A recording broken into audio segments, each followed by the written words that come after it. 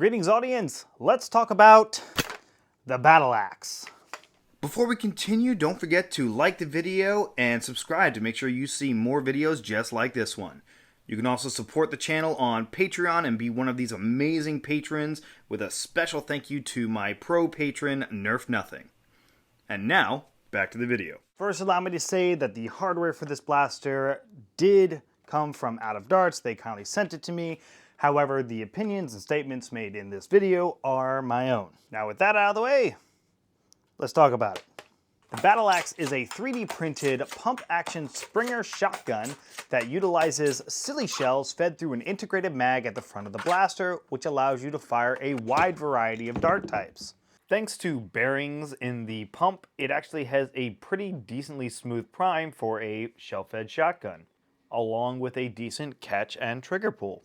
The battle axe has a small section of Picatinny along the front of the blaster with a long section of rail behind the chamber. The battle axe also features a takedown pin for easy teardown and spring swaps. Silly Butts was nice enough to offer a variety of stock options, whether it be Picatinny, end strike, or buffer tube. I ended up choosing the Picatinny stock option so I could put Chance's crush stock on the back of my battle axe. You can also choose whether or not you want sling points built into the blaster. I obviously did, as I'll be running mine on a sling. Now, when it comes to FPS for the battle axe, it's going to vary pretty wildly between what shell you're using and how many darts are in the shell. So I actually want to dedicate an entire video talking about the different FPS that you're going to get with shells, where I can give between 5 and 10 shots through each shell, so you can get a pretty good idea of what FPS is for each shell. And that's a list that I'd actually like to maintain as we go forward, but somebody else has already done most of that work for me, and I'll be sure to credit them down below,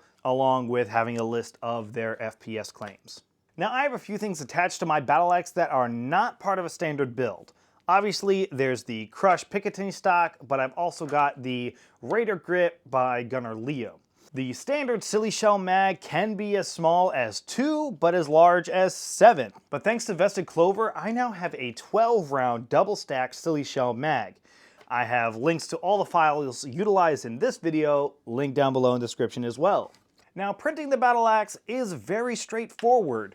It has very clear printing instructions that Silly Butts has in their download link when you grab the files from Printables. I will say the double-stack mag was too tall for my Bamboo A1, but thankfully my Orc Slicer has a dovetail cutting tool, which allowed me to still be able to print it and just slot it together. So keep that in mind if you're printing the double stack mag, that it is a very tall piece. When I talk about shell-fed blasters, I usually say that they're not a good blaster for first-time builders. However, the battle axe is so straightforward that I think you could build it without having previous experience. Silly Butts utilize the tension bolt from the Alchemist, and that's always a nice feature to have to help tighten up the shell. The only somewhat tricky part is the bolt assembly, but even with that being a little tricky, I think it's still a decent blaster if you just want to jump into it. Not overly complicated, much like many of his other builds. Now, this statement does not extend to the double stack mag because it utilizes 6 drum springs with 2 drum springs stacked on top of each other in each of these slots. And you have to wedge the follower into place, so I can only recommend it if you really want the extra capacity and don't mind fighting this build process. For those not using the double stack mag, I found that the standard mags are fairly easy to put together.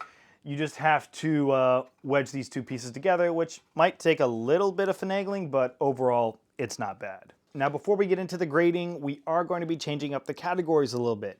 I've decided to change accessibility to be more about the maintenance of the blaster and how easy it is to open it up, make repairs, things like that. And then I've also added availability to discuss how easy it is to get the blaster. Luckily, the battle axe is open source and their files are posted on Printables, with hardware, printed kits, or pre-built battle axes being pretty widely available. Pretty much, if it's a Silly Butts blaster, it'll have an A in availability, and the battle axe is no different.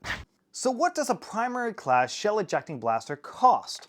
The battle axe is currently available from a variety of shops within the foam flinging hobby, with pre-builts costing over $200 and hardware going for around $60, which is understandable as the mechanisms required to use and eject shells does increase the amount of hardware needed for the blaster. But the real cost, especially if you can't print your own, is going to be the silly shells. If you want to run the battle axe, you're going to want a good number of shells, and that cost will add up quick. If you have a printer, I think the battle axe would be able to take a B, as you do still have to print all these shells, and that does take time and filament. But if you don't have a way of printing your own shells, I really do think that the battle axe can only take a D for price, as that cost will not only grow, especially if you want to run it at HVZ, but then you have to worry about the stress of losing shells when you're running around, and that's a headache all on its own. Now for something the battle axe shines in: compatibility. There are very few blasters that are as compatible with as many dart types as the battle axe. If it fits in the tube of the shell, the battle axe will fire it. Now the battle axe works with most of Silly Butts' silly shells, including but not limited to the single, double, triple, quadruple, hyper, mega, rival, mega XL, N series, and Silly Butts' bottlenose shells. Now, the battle axe's compatibility with larger ammos definitely has an asterisk, as full-length Mega and Mega XL cannot fit into the integrated mag. However, they can be loaded and fired much like the Spring Thunder by top-loading them. Now, if your club allows them, you could go with Cut Down Mega or Cut Down Mega XL, but if they don't, Vested Clover has you covered with a full-length Mega XL magwell. Now that will require you to reprint the front end here, and I do think it looks a little bit more clunky, I'll use the phrase, but it does work, and it allows you to use Mega XL shells and Mega shells without having to cut down the darts, which I do think is something you might want to consider. Now, if you're at an event with a lower FPS cap for larger ammo or multi-shots, you are in luck because the battle axe is compatible with most standard hobby springs, which allows you to find the perfect power to prime weight ratio for whatever your needs may be. And with the different stock options, you'll be able to find the perfect setup to run your battle axe. And I will say you definitely want to run the battle axe with a stock, as I find it to be very uncomfortable without it. Doable, but uncomfortable. So obviously that does mean that the battle axe will be taking an A for compatibility. Now, looking at the battle axe, I will say it's a little funky looking. It doesn't look bad or jank, but it's definitely got some bulges that give it an odd look. Now, while the quick spring removal pin is nice, I think I would have preferred a bit more support up here by adding in some screws, because when priming the blaster, you get a bit of separation between the parts, even with the tension spring tightened all the way up. Now, the battle axe does have some nice touches to it, but overall, I think I can only give it a C for aesthetics.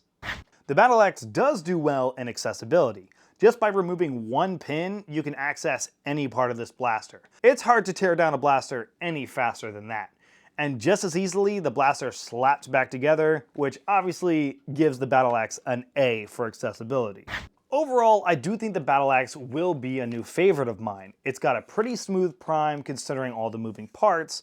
You're definitely going to want to find a stock and a grip pairing that works for you, because those two things could vastly change the comfort of the battle axe. But having the ability to cover everything within your range in a cloud of foam is just too much fun.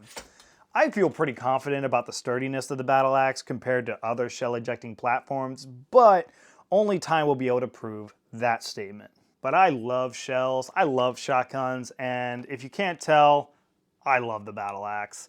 And you will definitely be seeing more of this in my videos coming up. But obviously, these are just my thoughts on the blaster.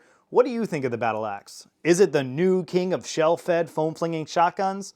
Or is it missing something? Let me know your thoughts down in the comments below, and let's talk some more in the next one.